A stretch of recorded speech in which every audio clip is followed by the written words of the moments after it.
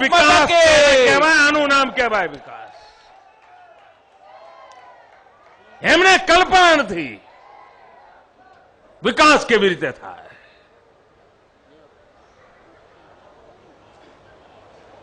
હમણાં ચીન ગયો હતો, અહીંયા બહુ ચાલી વાત.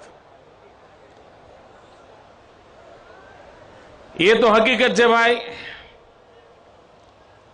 તમને આશ્ચર્ય થશે, જે આરોપો હેઠળ ગુજરાતના છોકરાઓને પકડ્યા હતા એવા જ આરોપો હેઠળ એક ઓસ્ટ્રેલિયાનો ભાઈ પકડાનો હતો.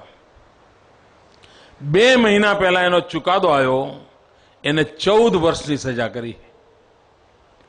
ચીનની કોર્ટે એને 14 વર્ષની સજા કરી. આ 22 લોકો પર જે આરોપો થયા હતા એ 22 ઉપરાંત બીજા 3 ચાઇનીઝ હતા, કુલ 25 લોકો હતા.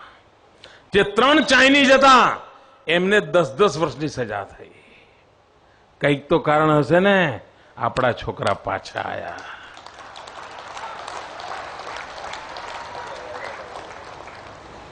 એ તો વાત કેમ કરીએ એના ઉપર છે સાહેબ.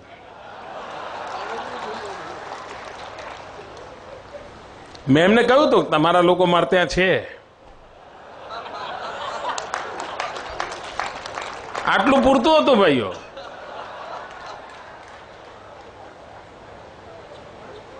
અરે ભારત એક સ્વતંત્ર દેશ છે, એનામાં સામર્થ્ય હોય.